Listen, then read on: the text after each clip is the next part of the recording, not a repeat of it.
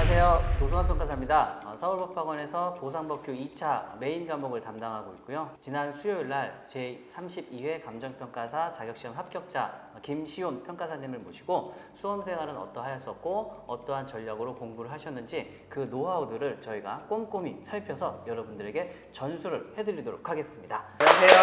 안녕하세요. 자, 간단하게 자기소개 좀 먼저 한번 해주시죠. 저는 32기 감정평가사 시험에 합격한 김시온입니다. 저는 23살이고 저는 작년에 1차를 대학생활과 병행하면서 합격하였고 올해 2차까지 합격하게 된 2년차 유예생입니다. 그리고 제가 이 감정평가사 시험을 준비하게 된 계기는 저는 고등학교 2학년 때 감정평가사를 하기로 결심을 했었는데 먼저 아빠랑 그 진로에 대해서 대화를 하면서 어떤 걸 해야 될지 많이 대화를 나눴었는데 그때 아빠가 감정평가사라는 직업을 알려주셔서 감정평가사라는 직업에 대해서 찾아보니까 전문직 중에 자율성이 보장돼서 워라밸도 좋다고 하고 정년이 없다는 장점이 매력적으로 다가와서 이 시험을 준비하게 되었습니다. 학생이신데 놀지 않으시고 공부를 그래서 지금 이런 분들을 위해서 저희 감정평가사 법이 개정이 되어서 이제는 고등학생도 시험을 봐서 합격을 할 수가 있습니다. 다만 20살이 넘어야 평가 업무를 할 수 있는데 고등학교 다니면서 졸업하면 충분히 시간을 잘 가니까 이제 제일 많은 수험생들이 좀 궁금해하는 게 이제 어떤 교재와 학원을 선택해야 되는지 그런 부분들에 좀 궁금증이 많은 것 같더라고요. 그래서 어떻게 우리 서울법학원을 선택하게 됐는지 한번 좀 얘기 좀 해주시죠. 제가 1차를 준비할 때는 그 정보가 많이 없었고 그리고 그 주변에 감정평가사를 준비하는 분들이 많이 안 계셔서 저는 그냥 1차는 그 타 인강 사이트에서 기본 강의를 수강했었고 그 2차를 준비할 때는 제가 여기저기 많이 검색을 해본 결과 서울법학원의 수강생 수도 가장 많고 합격자 수도 가장 많다는 것을 보고 실강을 결제했습니다. 어떻게 보면은 인터넷 검색을 했는데 네. 가장 이렇게 평도 좋고 네. 합격자 수도 많고 이제 그랬던 거네요. 네. 뭐 서울법학원이 1등 학원이기 때문에 뭐 그런 사실은 뭐 어쩔 수 없는 거겠죠. 이제 공부하시고 이제 2차 시험장 가실 때 그때 당일날 이제 좀 컨디션이 어땠는지 그리고 시험 보고 나서 나는 이번에 합격할 것 같다 뭐 그런 느낌이 좀 드셨는지. 제가 일단 시험 전날에 잠은 푹 잘 잤었고 그 당일에 일어났을 때 컨디션도 괜찮았습니다. 그래서 많이 엄청 막 떨리거나 이러진 않았고 그 시험을 보고 나왔을 때는 제가 딱 나오면서 조금 잘 쓴 것 같은데? 이라는 생각을 네. 혼자서 하면서 나왔었는데 그 며칠 뒤에 그 법률 저널에서 감정평가사 시험 난이도 통계를 내는데 열의 9은 모두가 다 쉬웠다는 결과를 보고 네. 저는 난 떨어졌구나 이렇게 생각을 했는데 정말 운이 좋아서 붙을 수 있었던 것 같고 실수를 3과목 다 하긴 했는데 그 이론이랑 법규 같은 경우는 그 시험장에서 가장 많은 답안지를 작성했어서 후회는 크게 없었다고 생각이 들었습니다. 일단 답안지를 다 푸신 거죠? 법규는 제가 그 소모름 1개는 아예 건드리지 않은 문제도 있긴 있었는데 그 나머지 문제에 더 할애해서 열심히 풀었던 것 같습니다. 이제 예년하고 좀 올해 합격을 좀 비교를 해보면 예년에는 문제를 다 풀지 못하면 어느 한 과목에서 점수가 좀 너무 낮아서 합격하기가 네. 좀 어려웠는데 이제 올해 같은 경우는 평소에 준비를 잘 안 하던 문제가 나왔는데 그 문제를 좀 잘 못 풀고도 이번에는 합격생들이 좀 많이 있더라고요. 네. 그래서 그런 걸 보면 확실히 올해 또 채점 기준이나 그런 게 조금은 바뀐 게 아닌가라는 생각이 들고 무엇보다도 가장 열심히 하셨으니까 좀 시험 운이 좀 많이 네. 따르지 않았나 좀 그런 생각을 합니다. 수험 기간 동안에는 이제 실무 이론 법규 중에서 좀 어떤 과목이 내 적성에 맞았는지 그리고 내 적성에 맞지 않는 과목들은 좀 어떤 전략으로 극복했는지 혹시 뭐 그런 좀 노하우가 좀 있을까요? 저는 처음에 보통 다른 분들도 다 먼저 시작하시는 과목이 실무인데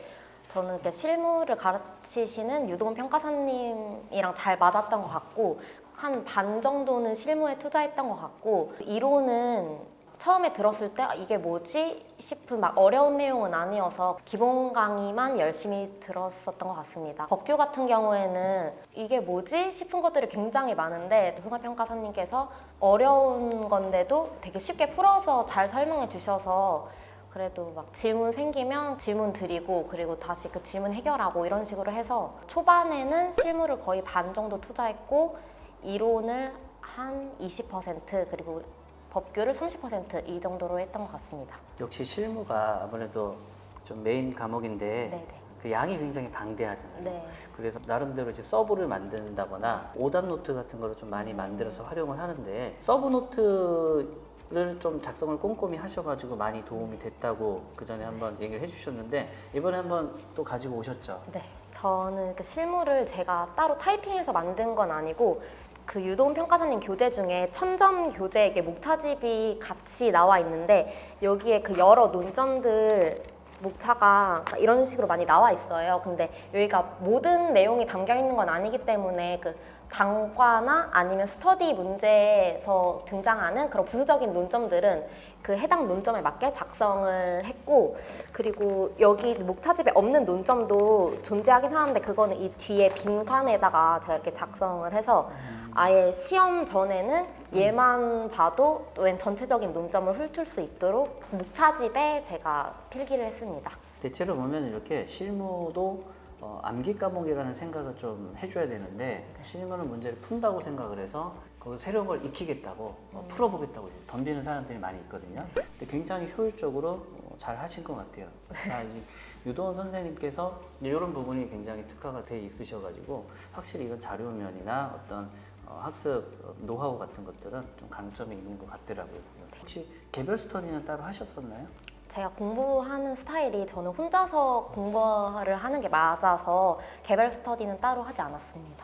근데 개별 스터디를 하지 않으면서 내 나름대로의 진도를 빼거나 혹시 모르는 부분들은 질문을 뭐 어떤 식으로 해결을 했는지 좀 혼자 공부하는 사람들이 많을 것 같거든요. 네. 일단 공부하다가 전 질문이 진짜 많았었는데 질문은 거의 다 그 저희 학원에서 운영하는 네이버 카페에 질문을 올렸었습니다. 그래서 평가사님들께서 보통 다 당일에 그 답글을 달아주시기 때문에 질문을 빨리 해결할 수 있었고 그리고 제가 도승하 평가사님께는 개인 톡으로도 그렇죠. 질문을 진짜 네, 많이 카톡을 드렸습니다. 많이 주셨었죠. 네. 네. 평가사님도 이렇게 막 급한 일이 있으시지만 않으면 바로 답변을 빨리 주셔서 많이 해결했던 기억이 납니다. 실무는 서브를 만들었잖아요. 네네. 이론하고 법규도 서브를 작성하셨었나요? 제가 원래 쓰면서 공부하는 스타일은 아니어서 그 이론 같은 경우에는 그냥 기본서만 계속해서 회독해서 이론은 따로 서브를 만들지 않았고 그 법규도 제가 서브를 만들진 않았는데 법규는 아무래도 기본서가 굉장히 두껍다 보니까 빠르게 회독을 하는 게 굉장히 저는 불가능하다고 생각을 했습니다. 그래서 법규 같은 경우에는 그 강정훈 평가사님께서 그 작년 법규 고득점 합격자 분의 서브를 배포해 주셨었는데 저는 그냥 그분 거를 조금 제가 살짝 보완해서 그거로 계속 회독했던 기억이 납니다. 굉장히 시간을 효율적으로 잘 쓰셨네요. 그러니까 이게 또 중요한 것 같아요. 공부를 하면서 모르는 게 있거나 좀 그러면 질문을 좀 활발히 해서 빨리빨리 해결을 해야 다음 진도로 나갈 수 있는데 대체로 보면은 이건 질문해야지 하고 쌓아놓고 있다가 토요일 날 이제 스터디 와가지고 질문을 하려고 하다가 그날 이제 또 질문하는 게 좀 그렇다라고 해서 그냥 가시는 경우들이 굉장히 많거든요. 근데 대체로 보면 궁금한 것들을 바로바로 해결을 해줘야 진도가 나갈 수 있고 그런 분들이 또 합격을 빨리 하는 것 같더라고요. 학원 스터디 같은 경우에 또 이제 참석을 하셔가지고 스터디 문제도 푸시고 하셨잖아요. 스터디 같은 경우는 실무 이론 법규를 다 동시에 실전 시험처럼 이렇게 푸는데 내가 풀었는지 못 풀었는지와는 별개로 그 스터디 등수하고 스터디 점수가 상당히 스트레스거든요. 등수하고 점수가 어떠셨는지 그리고 좀 잘 안 나왔을 때에는 좀 어떻게 멘탈 관리를 하셨는지. 저는 스터디를 실강으로 결제했는데 그 코로나 때문도 있었고 그래서 네. 저는 다 인강으로 제출을 했었습니다. 온라인으로. 제 개인적인 견해는 공부를 하면 등수가 잘 나오고 공부를 안 하면 그냥 등수가 안 나오고 그냥 이랬어서 제가 공부를 얼마나 하고 또 제가 어느 정도 위치에 있는지 이걸 확인할 수 있다는 건 정말 좋은 점이었던 것 같고 그 다른 분들 중에는 되게 꾸준히 열심히 공부하시는 분들도 계신데 저는 좀 편차가 굉장히 크고 의지가 제가 약한 편이어서 그래서 그 스터디가 매주 토요일에 있는데 제가 공부를 안 하면 그 스터디를 또 망치게 되니까 그것 때문에 뭔가 어쩔 수 없이 공부를 하게 되고 또 이런 강제적인 면이 있어서 좋았던 것 같습니다. 점수가 조금 잘 나왔을 때는 한 자릿수도 해본 적이 있었고, 그리고 진짜 제가 공부를 안 하고 이렇게 좀 퍼져 있을 때는 100등 때도 나온 적도 있었습니다. 그러면 이제 100등 정도까지도 했던 적이 있었다. 네. 그렇다면 우리 학원에서 100등까지 합격을 할 수 있다는 얘기인가요? 많이 궁금해하거든요. 서울법학원에서 몇 등 정도 하면 합격하나요? 라는 질문이 많이 나오거든요. 네. 그러면 이제 100등까지가 합격하는 걸로 이번에 정리하시죠. 네. 자, 그리고 혹시 평가사 시험을 준비하기 전에 뭐 공인중개사 시험을 보신 적이 있나요?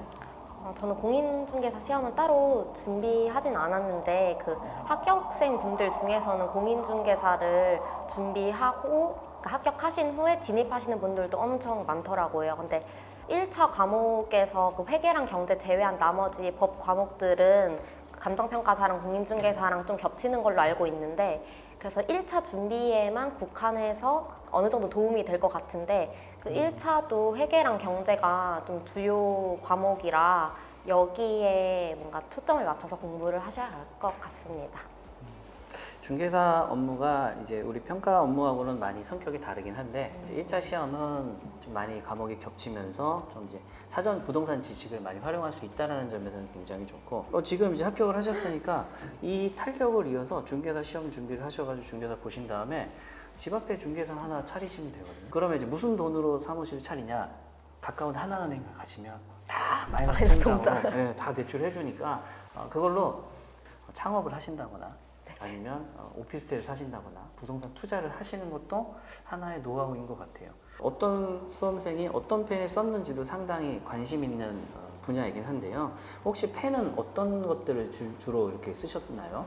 실무 풀 때는 제가 여분 펜까지 총 2개를 가지고 있는데 실무 풀 때는 거의 다 에너겔 0.7짜리를 썼고 이게 가장 많은 수험생분들이 사용하는 거고 유도문 평가사님도 이걸 쓰셨었거든요. 그래서 저는 이걸 사용을 했고 이론이랑 법규 같은 경우에는 그 라미 만년필을 썼는데 이게 만년필이 고가의 만년필도 되게 많은데 저는 개인적으로 라미 만년필이 그런 가성비도 좋고 그리고 써봤을 때 저랑은 되게 잘 맞았어서 그리고 얘가 촉이 여러 가지가 있는데 저는 M촉을 썼었습니다.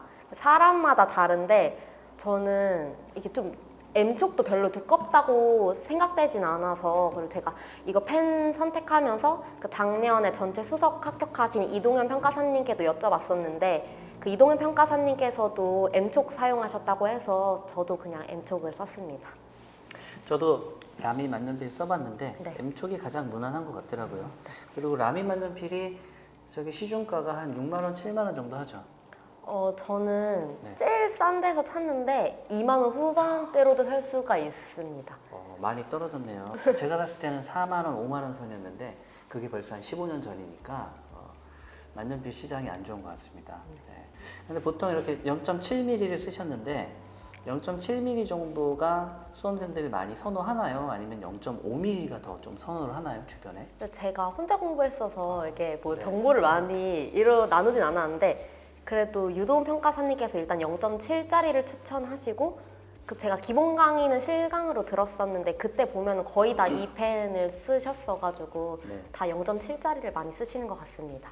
펜 선택도 좋았고 펜도 이제 잘 활용을 하셨고 그리고 이제 글씨도 이제 예쁘게 잘 쓰셨으니까 답안지 쓰시는 데는 큰 어려움은 이제 없었을 거라고 생각이 듭니다. 2년간 열심히 공부를 하셨고 실력으로 합격을 하시고 나서 이제 과거 2년을 좀 돌이켜 봤을 때 우리 시험이 몇 가지 테마를 찍어서 공부해서 짧은 시간에 합격을 그렇게 욕심으로 합격을 할 수 있는 시험인지 아니면 좀 꾸준히 전체 범위를 계획에 맞춰서 공부를 해야 되는 시험인지 공부를 하면서 느꼈던 점이 좀 있을까요? 이게 사람에 따라 다를 것 같긴 한데 시험 운이 진짜 좋다면 만약에 내가 몇 가지만 공부했는데 그게 진짜 시험에 나왔다면 합격을 할 수도 있긴 하지만 저는 거의 불가능하다고 생각하고요. 그 기본 강의 때는 그 전체적인 내용을 다 다루기 때문에 그때 집중해서 꼼꼼하게 이해를 다 한 상태로 좀 넓게 공부를 해야 된다고 생각을 하고 계속 이렇게 넓게 공부하다가 시험 막바지에만 좀 중요한 테마들을 그러니까 집중적으로 하는 것은 괜찮다고 생각합니다.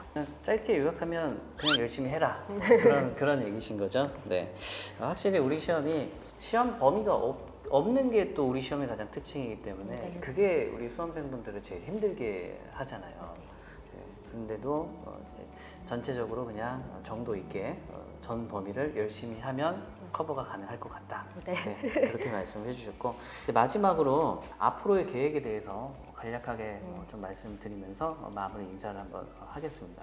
저는 아직 대학교가 1년이 남아 있어서 졸업 후에 법인 연수를 하면서 수습평가사 생활을 지내려고 하고요. 근데 제가 이번에 1년 학교 다니면서 실무 채점팀장을 맡게 돼서 그 앞으로 실무 공부하시는 수험생분들과 접점이 생길 것 같습니다. 그래서 앞으로 공부하시면서 질문 있으신 거나 아니면 뭐 고민 상담하실 거 있으시면은 메일로 주시면 제가 답변해 드리도록 하겠습니다. 네, 지금 질문을 많이 주셔도 된다고 했으니까는요 적극적으로 활용하셔가지고요. 왜냐면 우리 김시원 평가사님도 저한테 질문 많이 했거든요. 네, 그래서 대물림으로 해서 또 많은 질문 주시면 이제 또 질문에 또 답변 주시고 도움을 주신다고 합니다. 자막으로 여기 이렇게 지금 나가고 있죠. 예, 여기 메일 활용하셔가지고 공부에 적극적으로 활용해 주시고요. 합격을 하셔서 정말 다시 한번 또 축하를 드리고요. 감사합니다. 이 합격의 기쁨이 인생에서 가장 기쁜 순간 중에 하나가 아닐까라는 생각을 하고요. 또 많은 우리 후배 수험생 여러분들, 그리고 예비 평가사님들 또 열심히 공부하셔가지고 우리 김시원 평가사님처럼 합격의 기쁨을 꼭 누리시길 바라겠습니다. 자, 33기 수험생 여러분, 파이팅! 자, 안녕!